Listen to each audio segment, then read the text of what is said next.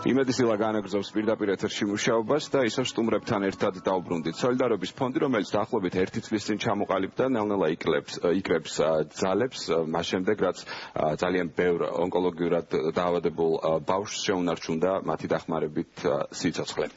გაფორმდა ახალი კონტრაქტები და ამ ყველაფერზე ჩვენი სტუდიის სტუმრებთან ერთად ვისაუბრებთ. წარმოგიდგენთ სოლიდარობის ფონდის აღმასრულებელ დირექტორს ქალბატონ მარიამ ჯაშს, შინაგან საქმეთა სამინისტროს მომსახურების სააგენტოს რეგისტრაციო და საგამოცდო მომსახურების სამმართველოს უფროს ბატონ იმედა მაკაცარაშვილს, გამომცემლობა პეგასის წარმომადგენლებს, დირექტორს მარინა ცხადაიაზე, მთავარ რედაქტორს გიორგი კაკაბაძეს დილამშვიდობისა მოგესალმებით. მადლობა სტუდიაში მომბრძანებისთვის. დავიწყოთ 1 ივნისით, ბავშვთა დათვის საერთაშორისო დღე. რა მოხდა თქვენთვის ასიკეთო ამ დღეს? 1 ივნისი იყო საკმაოდ დატვირთული და ასევე საკმაოდ ემოციური, რადგან ეს იყო ჩვენთვის პირველი სიმბოლური, ასე თქვა, დღესასწაული. ზუსტად 1 წლის წინ, 2014 წლის 1 ივნისს, საქართველოს პრემიერ-მინისტრმა დაანონსა სამოქალაქო სოლიდარობის ფონდის შექმნის შესახებ ინიციატივა და წელს უკვე 1 ივნისს ჩვენ არა მხოლოდ შევხვდით უკვე შექმნილი და ამოქმედებული საქართველოს სოლიდარობის ფონდით, არამედ უკვე კონკრეტულად ხვდებოდით იმ ბავშვებს და ასევე ოჯახებს, რომელთაც მიიღეს სოლიდარობის ფონდის დახმარება. პრემიერ-მინისტრი ოჯახთან ერთად ეწვია ბავშვებს, გაიმართა არაჩვეულებრივი ღონისძიება, ეს იყო ძალიან მრავალფეროვანი დღესასწაული და კიდევ ერთხელ, ასე ვთქვათ, მოხდა შეჯერება შედეგებისა, 1 წლის, ასე ვთქვათ, მუშაობის შედეგების. საერთო ჯამში 112 ბავშვის დაფინანსება მოხდა ონკოლოგიური დაავადების მქონე ბავშვების და 22 წლამდე ახალგაზრდების. 2.800.000 ლარზე მეტი იქნა მობილიზებული 1 წლის მანძილზე და ეს უკვე ის კონკრეტული შედეგია, რომელიც რა თქმა უნდა შენარჩუნდეს და ჩვენ შემდგომი, ასე ვთქვათ, გაფართოების და გაძლიერების, ასე ვთქვათ, გეგმები გვაქვს. იკვეთება აუცილებლად საქართველოში პედიატრიული სერვისის გაძლიერების მნიშვნელობა, ვიწყებთ საერთაშორისო თანამშრომლობებს და იმედი გვაქვს, რომ მომავალ 1 ივნისს კიდევ უფრო მეტი შედეგებით შევხვდებით. 2 წლის თავზე. 2 წლის შემდეგ. ასევე 1 ივნისი იყო არაჩვეულებრივი ინიციატივის დასაწყისი, შინაგან საქმეთა სამინისტროს მომსახურების სააგენტოსი. ბატონი იმედა ალბათ დეტალურად გესაუბრებათ, მაგრამ მე მინდა აღვნიშნო, რომ ეს არის სწორედ ის მაგალითი ინოვაციური დაფინანსების მექანიზმისა, რომელიც ჩვენთვის სოლიდარობის ფონდისთვის არის ყველაზე ღირებული და საინტერესო, აი ამ ინტეგრირებული პლატფორმის, ასე ვთქვათ, იმედა, ხო, მარიამ ახსენა, რომ დაიწყო სოლიდარობის ფონდისა და შინაგან საქმეთა სამინისტროს მომსახურების სააგენტოს თანამშრომლობა. კონკრეტულად რაში მდგომარეობს თქვენი ურთიერთთანამშრომლობა? ეს არის ერთობლივი პროექტი, რომლის თანახმადაც მომსახურების სააგენტოში მოსულ ნებისმიერ მომხმარებელს ეძლევა შესაძლებლობა გაიღოს დონაცია და თანხები გადაარიცხოს საქართველოს სოლიდარობის ფონდის ანგარიშზე. ეს მიუხედავად იმისა, თუ რა მომსახურების მისაღებად არის მოსული ნებისმიერ მომსახურება, რასაც გასცემს მომსახურების სააგენტო და რისთვისაც თანხის გადახდა უწევს მოქალაქეს, მომხმარებელს, რომელიც მოდის მომსახურების სააგენტოში, ნებისმიერს ექნება შესაძლებლობა მისთვის სასურველი ნებაყოფლობით ნებისმიერ თანხა გადაარიცხოს სოლიდარობის ფონდის ანგარიშზე.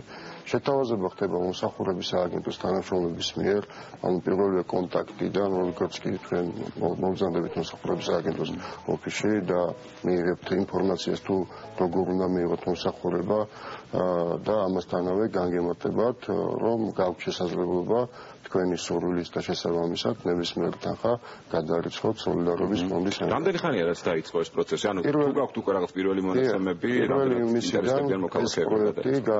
პროექტის განხორციელება დაიწყო 1 ივნისიდან და რა თქმა უნდა პირველსავე დღეს უკვე იყო საკმაოდ ბევრი სურვილი, გუშინდელი მონაცემებით დაახლოებით 600 ადამიანმა გამოთქვა სურვილი და გადაარიცხა თანხები სოლიდარობის ფონდის ანგარიშზე, დაახლოებით 1700 ლარი იყო გუშინდელი მონაცემებით მობილიზებული მომსახურების სააგენტო და სოლიდარობის ფონდის ანგარიშზე გადარიცხული თანხები.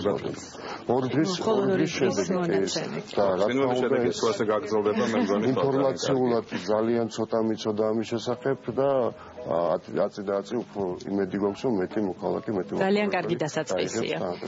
რაც შეეხება წიგნს, რომელიც სოლიდარობის ფონდის სახელით გამოიცა, რა წიგნია ეს, ამაზე გვიანებთ და როდის შედგება უკვე მოგვიანებით მისი პრეზენტაცია? ვისთან არის შეკითხვა? მოგესალმებით, ძალიან დიდი მადლობა მოწვევისთვის და მე პირველ რიგში მინდა აღნიშნო, რომ ძალიან მახარებს ის ფაქტი, რომ ბოლო პერიოდში ბევრი საქველმოქმედო ფონდი შეიქმნეს. ნიშნავს იმას, რომ როგორც სამოქალაქო საზოგადოება ვყალიბდებით. მე ძალიან დიდი სურვილი მქონდა გამომცემლობა პეგასის სახელით დავხმარებოდი ერთ-ერთ ფონდს და მოვიფიქრეთ ასეთი რამ. ჩვენ გვაქვს სერია გამომცემლობაში მსოფლიო ბესტსელერები, რომელიც ეკუთვნის საბავშვო მსოფლიო ბესტსელერებს. და ბოლო წიგნი ამ სერიისა გახლავთ ძალიან ცნობილი შვეიცარიელი მწერლის იოჰანა შპირის ჰაიდი, რომელიც გახლავთ ისტორია და თავგადასავალი ერთი ძალიან კეთილი მხიარული პატარა გოგონასი, რომელიც ძალიან ბევრ სიკეთეს აკეთებს თავის ცხოვრებაში. ამაზე მე ბატონი გიორგი უფრო დეტალურად ისაუბრებს, იგი გახლავთ ამ პროექტის ავტორი.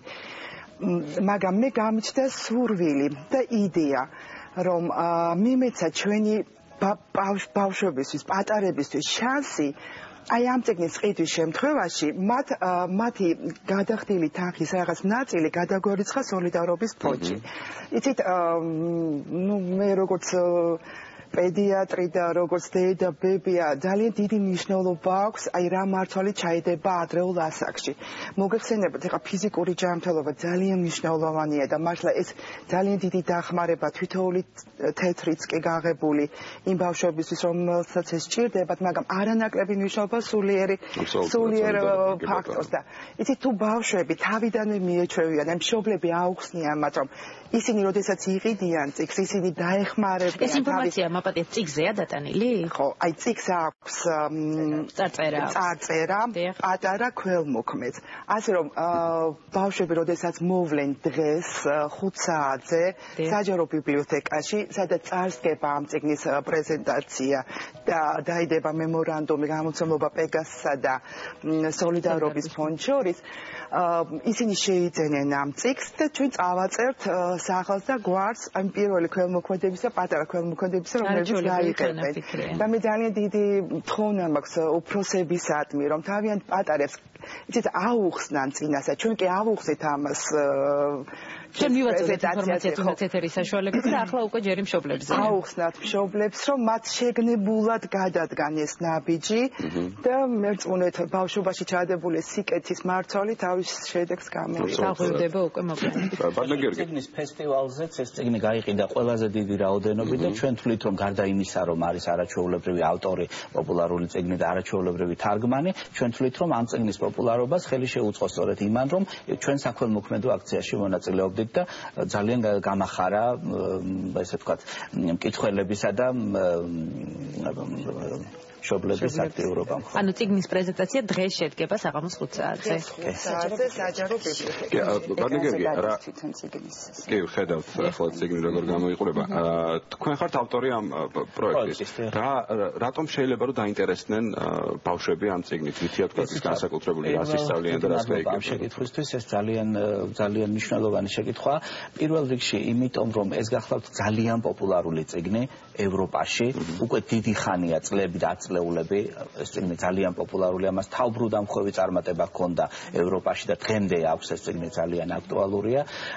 თქვენ ალბათ იკითხავთ, რატომ თუ კი ასეთი პოპულარულია, რატომ გამოგრჩა იგი და ყოველ შემთხვევაში ჩვენი ასაკის ბავშვი ხო არ არის ცნობილი.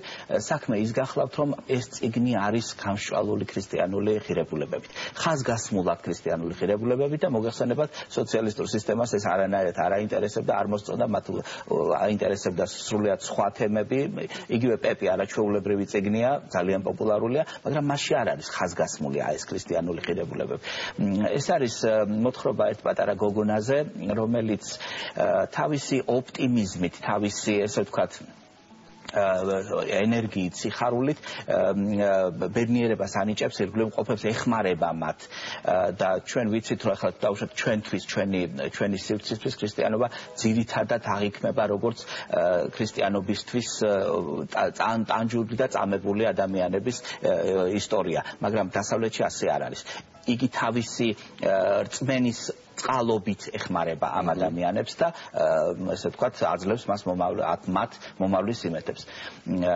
ეს წიგნი ამ წიგნს მოგვიანებით მოყვა ძალიან ბევრი ესე ვთქვათ გაგრძელება ან მისი გავლენით შეიქმნა სხვა წიგნები შეიძლება დავასახელო რამდენიმე ეს არის ლუსი მონტგომერი კანადელი მწერალი რომელმაც შექმნა მთელი სერია წიგნებისას ფილმებათაც არის გადაღებული ენი მწვანე სახურავის რავიან სახელიდან გახსოვთ ხო და ამერიკელი ელინორ პორტერის პოლიანა ასევე არაჩვეულებრივი წიგნი მაგრამ სათავე დაუდო ჰაიდიმ ჰაიდი არის ძალიან ცნობილი უამრავი ფილმია გადაღებული მულტფილმები და ასე შემდეგ რა ტირაჟით დაიბეჭდა ეს კონკრეტული წიგნი 1000 ტირაჟით საინტერესო ეს ფაქტიც რომ ორივე წიგნი რომელიც ამ სერიით გამოვიდა პირველად ითარგმნა ქართულ ენაზე და ქართულ ბავშვებს პირველად მიეცათ საშუალება ორიგინალში ქართულ ენაზე გაეცნო ნამზარდ მშობლიურ ენაზე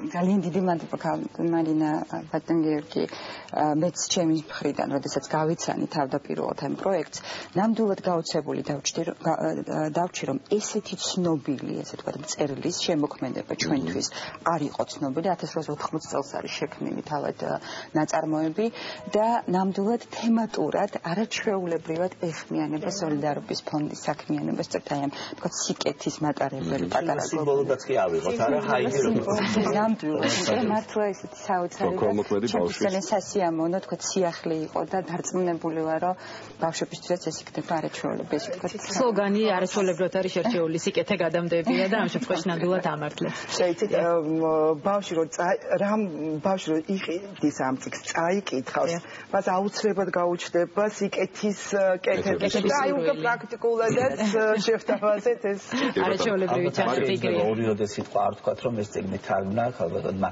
ნანა ჭიღლაძე მიგი ჩვენთვის ჩვენი მკითხველისთვის ცნობილია თომას მანის დობლინის გუნტერ გრასისა და კაფკასა და სხვადასხვა თარგმანებით არაჩვეულებრივი თარგმანებით გერმანულიდან კი ბატონო მარიამ სოლიდარობის ფონდის საქმიანობას რო დაუბრუნდეთ უკვე კონკრეტულ მიმართულებას ერთი წელი სრულდება რაც არსებობს სოლიდარობის ფონდი თქვათ რა გეგმებია სამომავლოდ გარდა იმისა რომ ეს ჩვენი წიგნი გამოდის ბავშვებისთვის სიამოვნებით ვიდრე გეგმებზე გადავალთ თქვენის ნებართვით მინდა შინაგან საქმეთა სამინისტროს თქვათ ინიციატივას კიდევ ერთხელ გამოვეხმაურო რადგან მინდა აღვნიშნო ერთი ძალიან საინტერესო ჩვენთვის თქვათ ემოციურად ძალიან ესე თქვათ საინტერესო ფაქტი რომ მას შემდეგ რაც თქვათ ქველმოქმედების გაღება ხდება შინაგან საქმეთა სამინისტროში ან მანქანის გადაფორმების ან თქვათ ავტომობილის ნომრის თქვათ შეცვლის შემთხვევაში და თუ კი ხდება თუნდაც მცირე დონაცია სიმბოლური თვითონ მომხმარებელს ეძლევა სიმბოლური ესე თქვათ სტიკერი მანქანის საქარემზე მინაზე ესე თქვათ სამაგრებლად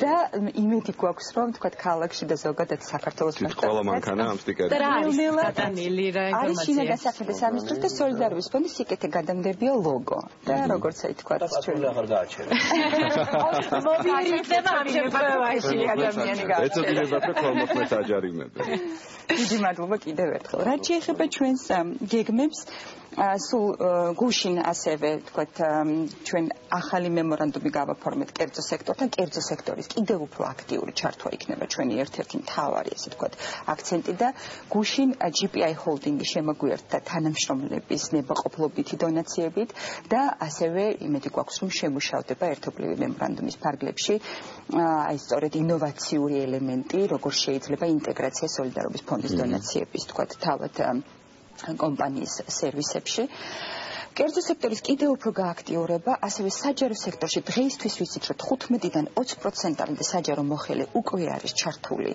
სოლიდარობის ფონდის საქმიანობაში და კიდევ ერთხელ თითოეულ მათგანს მინდა მადლობა გადავუხადო.